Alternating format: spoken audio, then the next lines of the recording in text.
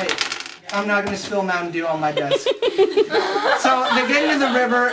Arwen does some really weird Japanese Indian... Arwen does some really weird Japanese Indian shit and causes a tidal wave shaped like horses that trample the ring wraiths. And now Frodo wakes up. He's on a bed. And lo and behold, who's next to him? Mr. Bilbo Baggins. Hey guy, how's it going? Hey, all your friends are here. You totally just got stabbed by a ring wraith. You're hardcore, buddy. Oh yeah, and Gandalf and everybody's here, and we're gonna have a little talk about the ring. Now, we've got representatives from everybody in Middle-earth. We've got Boromir, who's representing Gondor, a couple of lieges from the elves, and we've got Legolas. Gimli apparently is now a stubby little goblin, but whatever, we'll forget that little detail. And Elrond, who was the first person who dropped the ball, is like, alright, we gotta fix up and clean up this mess I made. So, how are we gonna do this shit? And Gandalf, being the thick-headed skull he is, decides, oh hey, I can just totally bust this open with my axe. And he tries it and he gets knocked 15 feet in the fucking air. And everybody gets pissed and everything. But Frodo, being the cool guy and a champion that he is, says, I'll do it. I'm about the size of a child, but it looks like I've got more balls and brains than the rest of you, so I'm just gonna take this over to Mount Doom. Does anybody have any mode of transportation? Just, you know, wondering, maybe like a giant flying eagle? No? Gandalf? Alright.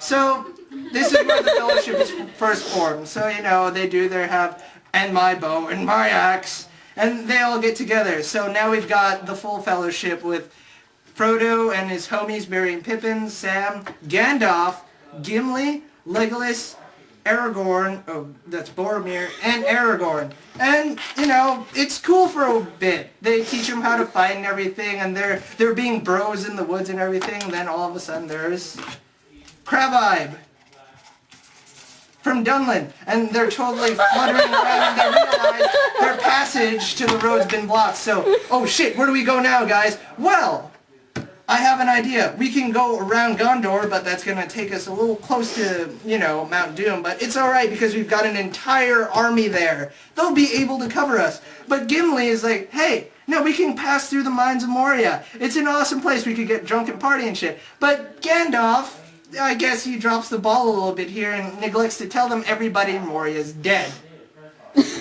So they go to Frodo and he's like, let's go to Moria.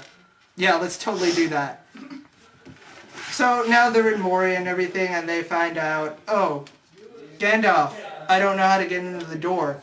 And the door is locked, so, you know, they stick around there a bit, and I'm gonna need the Kraken. Okay. Oh, wait, yeah. So, they're hanging out around here and everything, and Gandalf's trying to remember the password, and Frodo eventually cracks it because he's a cool guy. And they're walking in, they realize, oh shit, everybody in here is dead. Right before a giant fucking squid comes out of nowhere and starts fucking up the group. but Legolas does some really cool elven shit and he shoots the thing in the eye and they all escape. But now they're trapped in Moria. So Gandalf leads them on this presumably suicidal mission through a horrible labyrinthian dwarven graveyard. And Merry, or was it Pippin? I think it was Merry. Merry kind of drops the ball. Pippin. Oh, Pippin. You little fucker. And he drops the ball, alerting every orc, goblin, and mountain troll in a 100-mile radius of their position. So now they're fighting for their lives again. Again. And they're fighting and oh shit, a cave troll. A cave troll. So now they have to contend with this, and like, you know, everybody's fighting, and Frodo gets stabbed for the second time in the movie. But it's okay, because earlier he got a Mithril shirt, which is kind of like magical Kevlar, and they all managed to bring down the troll, and they're running away now, because, oh man, the situation is totally fucked. They have to make it past this bridge. And the party's there, everybody's running away as there's hundreds of arrows pouring from above trying to kill them. And they're pitiful, miserable little lives.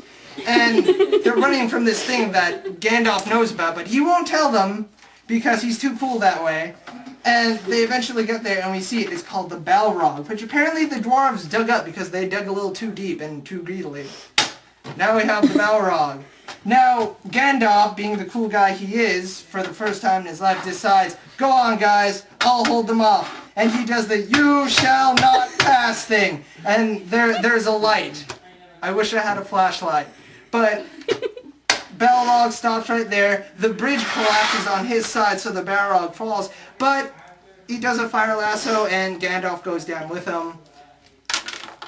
That's the end of Gandalf in this part of the movie. May he come back? We don't know.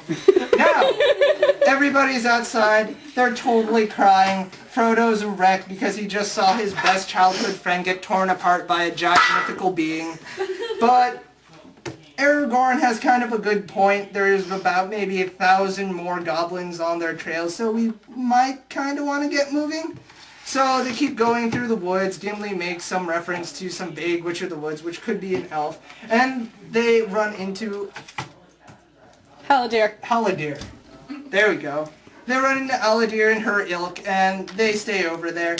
And Haldir leads them back over to another elven city, which name escapes me. Lothlorien. Lothlorien? Lothlorien. Lothlorien. Lothlorien.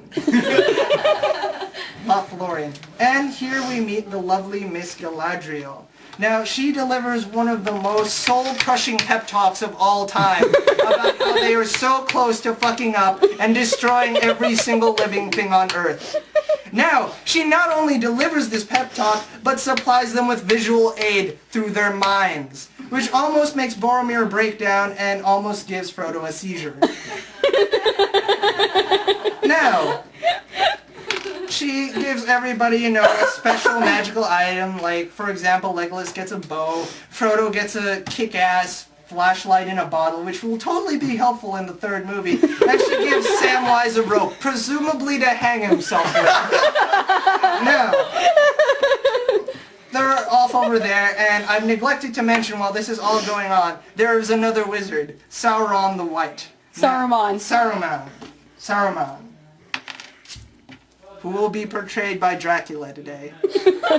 Now, Saruman has crafted an entire army of orc goblins called Uruk-hai, and he has their general, Lurtz, on a 100-kill mission to find the Fellowship and bring him the ring. So, they've been going out over there, and he's been kind of fucking them up all along the way. And eventually, after they make camp, Frodo has a miniature breakdown and runs away from the group with the ring. And Boromir is hot on pursuit. Now, Frodo, still a little bit traumatized from the tavern experience, runs into Boromir where presumably, we don't know what happened in the woods, but maybe he confessed his love to him and tried to make a move on Frodo. We're not sure. So he tries to do that when Lurtz and the other Uruk-hai show up, and Boromir kind of pushes him out of the way. And the Fellowship gets into like this really cool guerrilla fight which lasts for 30 minutes in the woods. Now everybody's fighting and Boromir tries to protect Merry and Pippin, but he gets shot about 50 times by Lurtz and the rest of his Uruk-hai, and before he dies he manages to watch the Uruk-hai carry Merry and Pippin away, presumably to rape and eat them. Great job, Boromir. So they go away, Frodo runs back into Sam. Where the hell did you go? Some of them are. That's okay. This is Sam now. Now he runs into Sam, who almost drowns because he goes after Frodo in a boat in the river, and Frodo doesn't care, but he kind of, alright, come on, you're pathetic, let's go. And they go over there. Boromir's dead. Aragorn, he dies in Aragorn's arms, and he does that whole, my brother, my captain, my king, and he's dead. And now it's him, Legolas, and Gimli, and the party's been effectively split up, and Merry and Pippin are going away to a horrible child molestation camp. And, that's the end of the first movie.